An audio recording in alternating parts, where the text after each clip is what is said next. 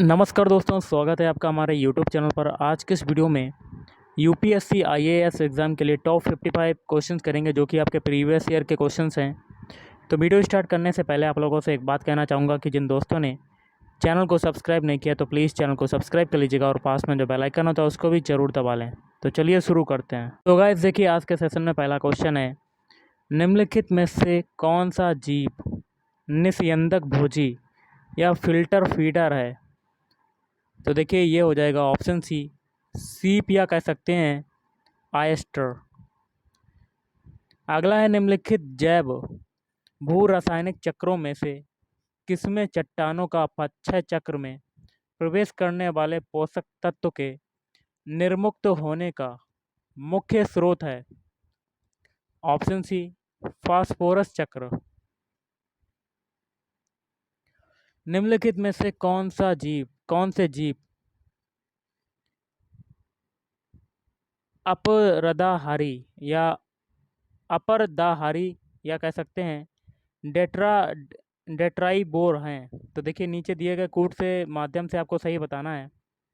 तो इसका हो जाएगा ऑप्शन सी, पहला, तीसरा और पांचवा। पहला है केंचुआ, तीसरा है सहस्त्रपादी या मिलीपीड, पांचवा है कास्टयूका या वुडलाइट्स। अगला है, यूएनईपी द्वारा समर्थित कॉमन कार्बन मैट्रिक को किस लिए विकसित किया गया है? ऑप्शन ए, संपूर्ण विश्व में निर्माण कार्यों के कार्बन पदचिह्न का आकलन करने के लिए। निम्नलिखित समूहों में से किनमें ऐसी जातियां होती हैं जो अन्य जीवों के साथ सहजीवी संबंध बना सकती है? तो देखिए, कूट के माध्यम से आपको उत्तर बताना है। ऑप्शन डी हो जाएगा, पहला, दूसरा और तीसरा, मतलब तीनों हो जाएंगे। पहला है नाइडेरिया, दूसरा है कवक या फंजाई, या और तीसरा है आदि जंतु जिसको कहते हैं प्रोटोजोआ। क्वेश्चन है, मुरैना के समीप स्थित 64 योगिनी मंदिर के संदर्भ में निम्नलिखित कथनों पर विचार करना है। और देखिए, कूट के माध्यम से कथन बताना कि कौन कौन से कथन सही हैं। तो ऑप्शन सी हो जाएगा, पहला और चौथा। पहला कथन है, यह कच्छ पघात राजवंश के शासनकाल में निर्मित एक वृत्ताकार मंदिर है। और देखिए, चौथा क्या है? चौथा कथन है, इसके डिजाइन से यह लोकप्रिय धारणा बनी कि यह भारतीय संसद भवन के लिए प्रेरणा स्रोत रहा था। अगला है, निम्नलिखित में से कौन सा प्राचीन नगर अपने उन्नत जल संचयन और प्रबंधन प्रणाली के लिए सुप्रसिद्ध है, जहां बागों की श्रृंखला का निर्माण किया गया था और संबद्ध जलाशयों में नहर के माध्यम से जल को प्रवाहित किया जाता था? ऑप्शन है धौलावीरा। कौन सा हो जाएगा? धौलावीरा। अगला है 17वीं शताब्दी के पहले चतुर्थांश में निम्नलिखित में से कहाँ इंग्लिश ईस्ट इंडिया कंपनी का कारखाना अथवा कारखाने स्थापित थे? कोड के माध्यम से बताना है। ऑप्शन है केवल एक, मतलब भरूच में स्थापित थे। कहाँ पर थे? भरूच।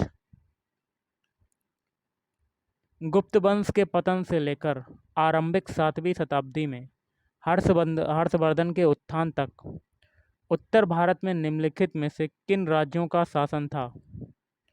ऑप्शन बी हो जाएगा, पहला, तीसरा, चौथा, छठा। पहला, तीसरा, चौथा और छठा। पहला है मगध के गुप्त, फिर है थानेसर के पुष्यभूति, कन्नौज के मौखरी और वल्लभी के मैत्रक। अगला है, पुर्तगाली लेखक नूनीज्र के अनुसार विजयनगर साम्राज्य में महिलाएं निम्नलिखित में से किन क्षेत्रों में निपुण थीं? कूट के माध्यम से आपको बताना है। ऑप्शन डी, चारों कथन सही हो जाएंगे। पहला है, कुश्ती में भी थी, ज्योतिष शास्त्र में भी थी, और लेखाकरण और भविष्यवाणी। आंध्र प्रदेश में मदनपल्ली के संदर्भ में निम्नलिखित में से कौन सा कथन सही है? तो इसका हो जाएगा ऑप्शन सी, रविंद्रनाथ टैगोर ने यहाँ राष्ट्रगान का बांग्ला से अंग्रेजी में अनुवाद किया। निम्नलिखित युग्मों पर विचार करना है। एक में ऐतिहासिक स्थान है, दूसरे में ख्याति का कारण, और कोड के माध्यम से बताना है, सुमेलित करना आपको कोड के माध्यम से। कौन से सही सुमेलित हैं ये बताना है आपको। ऑप्शन डी दूसरा और तीसरा। दूसरा है चंद्रकेतुगढ़, ये ऐतिहासिक स्थान है, ये हो जाएगा टेराकोटा कला के लिए प्रसिद्ध है। फिर है गणेसर, ये हो जाएगा ताम्र कलाकृतियों के लिए प्रसिद्ध है। निम्नलिखित कथनों पर विचार करना है और आगे कहता है कि कौन सा कथन सही है ये आपको बताना है। तो ऑप्शन है पहला वाला कथन सही हो जाएगा, बाकी के 3 गलत हो जाएंगे। पहला कथन क्या है, इल्तुतमिश के शासनकाल में चंगेज खां भगोड़े ख्वारिज्म युवराज की खोज में सिंधु नदी तक पहुंचा था। अगला क्वेश्चन है, निम्नलिखित कथनों पर विचार करना है और कौन सा सही है आपको बताना है। ऑप्शन सी पहला और तीसरा।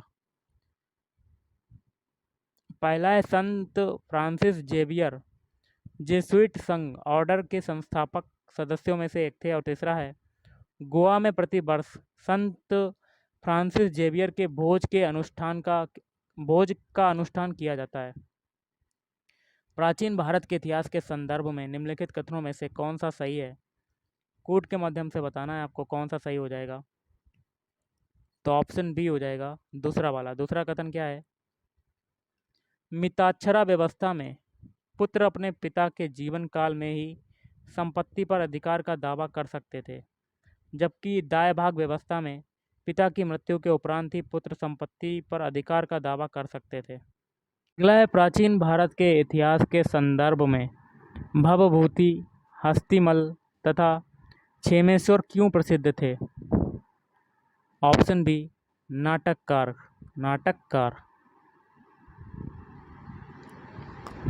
निम्नलिखित कथनों पर विचार करना और कौन सा सही है आपको बताना है।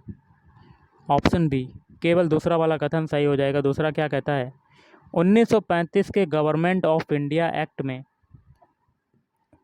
विधानमंडल में महिलाओं के लिए आरक्षित स्थानों का प्रावधान किया गया है। भारतीय इतिहास में 8 अगस्त 1942 के संदर्भ में निम्नलिखित कथनों में से कौन सा कथन सही है आपको बताना है कोड के माध्यम से। तो देखिए कौन सा सही है कथन। ऑप्शन है AICC द्वारा भारत छोड़ो प्रस्ताव अंगीकार किया गया। इनमें से कौन अंग्रेजी में अनुदित प्राचीन भारतीय धार्मिक गीति काव्य सॉन्ग्स फ्रॉम प्रिजन से संबद्ध है।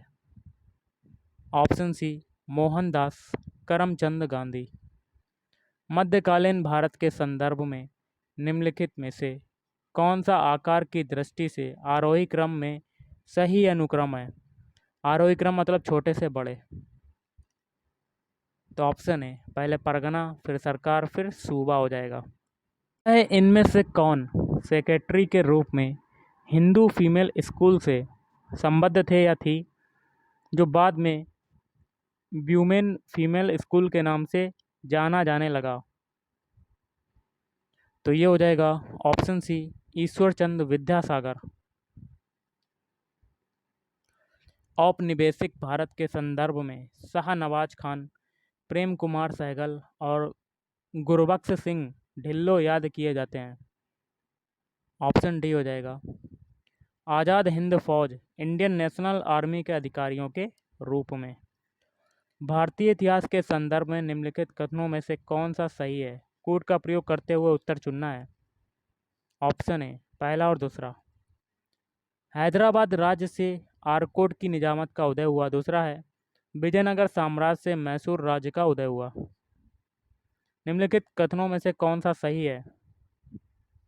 ऑप्शन है अजंता गुफाएं बाघोरा नदी घाटी में स्थित हैं। और आज का लास्ट है, कथनों पर विचार करना और कौन सा सही है आपको बताना है। ऑप्शन बी केवल दूसरा वाला। दूसरा कथन क्या है, पाकिस्तान की संविधान सभा में यह मांग रखी गई कि राष्ट्रभाषाओं में बांग्ला को भी सम्मिलित किया जाए। तो गाइस आज के इस वीडियो में इतना ही। थैंक यू, धन्यवाद, आपका दिन शुभ रहे।